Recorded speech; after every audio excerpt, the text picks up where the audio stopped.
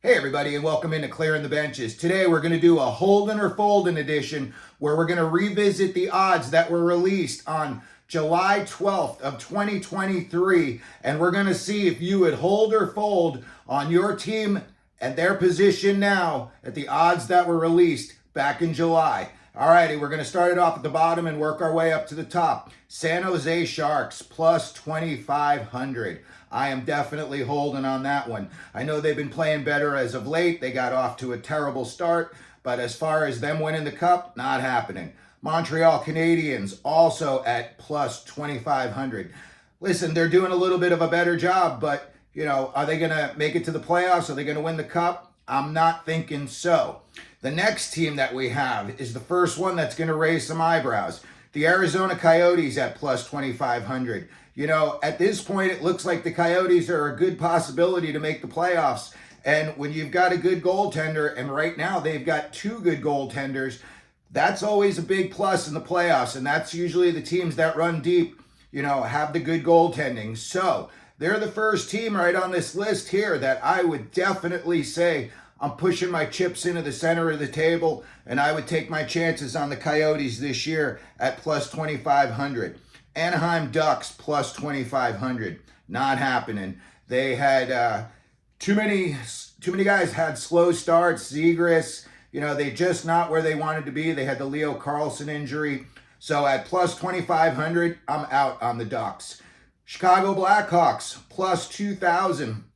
Same thing. As good as Bedard is, he's not getting that team into the playoffs, and he's certainly not going to be hoisting a cup this year.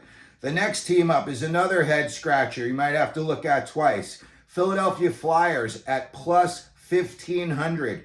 You know what? Tortorella and his shot blocking machines got the Flyers playing well. They're beating a lot of teams that nobody thought they would beat this year. And again, all you got to do is get into the playoffs and you're in the mix. So I would definitely be all in, chips to the center of the table on the Flyers at plus 1,500. Next up, CBJ plus 1,500. Not happening. They are a disaster, whether they want to admit it or not. They got to blow it up over the summer, and they just got to, starting with Johnny Hockey, Laine, all of them, I think basically I would just say this is the year we're going to admit we're going to just start building the team around Fantilli and just go from there. So as far as the Columbus goes at plus 1,500, I'm out. Washington Capitals at plus 7,500. Not happening.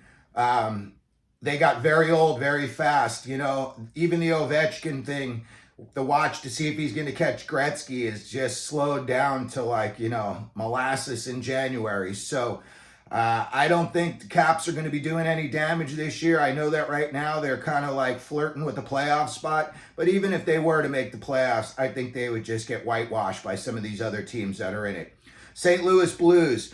I know they're playing better as of late, but are they going to make the playoffs? I highly doubt it. And if they did, are they going to make a run? Again, I doubt it. Nashville Predators, another team that nobody thought was going to play as well as they are playing this year. But at plus 7,500, I'm out. I don't think they're going to have a chance.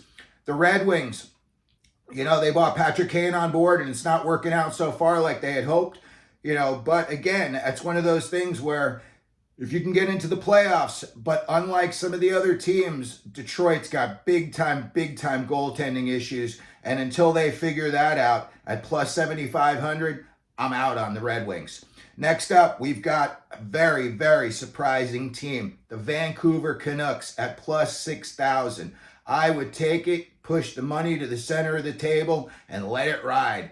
Tocchet's got that team believing in themselves. They've got a good goaltender. They've got guys on the back end.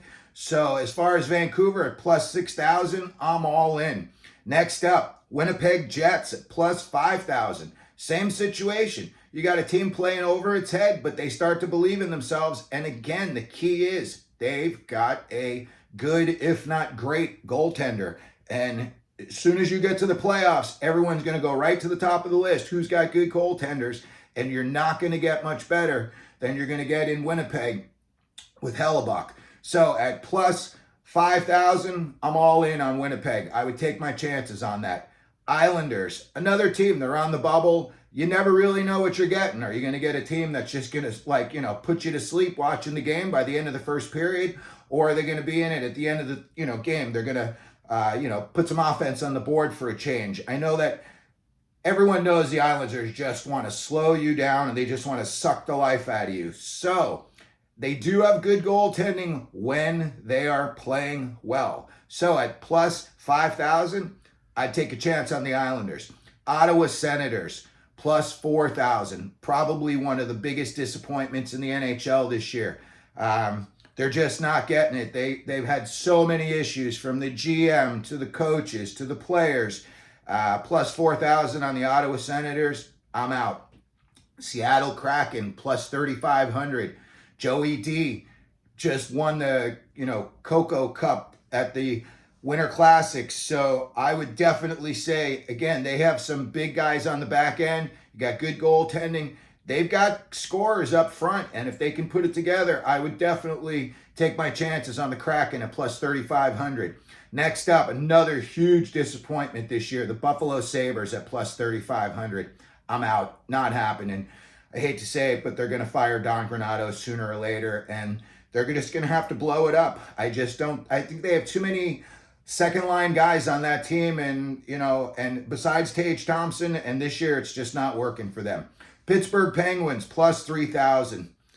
You're flushing your money down the toilet. I just don't see any way that Crosby, he can get them into the playoffs, but is he going to will them all the way to a cup? Not happening. Minnesota Wild, another huge disappointment, first half of the season. Let's see what they can do second half of the season, but at plus 3,000, I'm out. Calgary Flames, plus 3,000. I don't even have to go there. I'm out. Okay, next up, you've got the LA Kings at plus 2,200. I am in. They've got good enough defense that it could make up for the lack of goaltending. I know that their goaltending can play well at times, but it only seems to play well, I would say, maybe 40% of the times. The goalie, 30% of the times. The goalie's winning the games for the Kings. Most of the times, it's going to be offense and guys coming in off the back end. Doughty's having another big year, surprisingly, at his age. Kopitar just never seems to get old. They've got Kempe. Fiala's starting to finally score. So, as far as the Kings at plus 2,200, I'm all in. Tampa Bay Lightning, another surprise team. I think a lot of teams, people just wrote this team off at the beginning of the year, myself included. If you would have told me that Tampa Bay would be sniffing around a playoff spot halfway through the season, I would have said you're crazy. But here they are. And, again, you got Vasilevsky. You've got the guys who have already been there, done that, know how to win. And I hate to say it, when you come playoffs, that is such a valuable asset. So as far as Tampa Bay Lightning at plus 2,000, I'm all in on that one. Next up, Florida Panthers. I just saw them last night tear apart the Arizona Coyotes. Basically they just put the Coyotes to sleep for 55 out of the 60 minutes. Really, the Coyotes were just smothered. And, it didn't even seem like all their big guys had such a big night last night, and they still came through with a pretty impressive win. And again, you got Bobrovsky in front of you. They've got some guys on the back end that are good. They got some guys on the back end that aren't so good. But as far as taking a chance on them going into the playoffs at plus 1,600 after they did what they did last year, how could you say no to that? So I'm all in on that. Dallas Stars. I think this is, you could say this, it's like the New England Patriots. This was finally the year that they fell off. I thought Dallas would have fallen off by now, but they're not. They're still holding it together and they're still bringing it. And as long as you've got Ottinger in the net, you have a chance to win. And you got a chance to win in the playoffs. You've got guys who've been there, done that, know how to score, know how to win. I'm all in on Dallas at plus 1,400. Next up, you've got the New York Rangers at plus 1,300.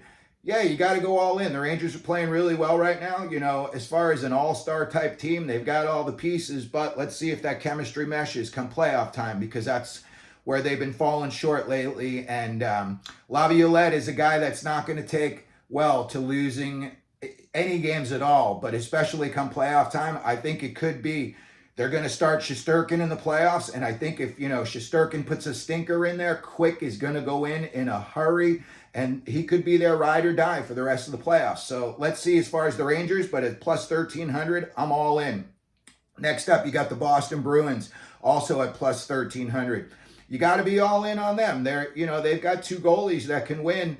They came really close, last year's historic big year and then big flop, but you can't just overlook them. So as far as the Bruins go, at plus 1,300, I'm in on that one. Vegas Golden Knights plus 1,300. Stanley Cup champs, you got to put money in the center of the table for that.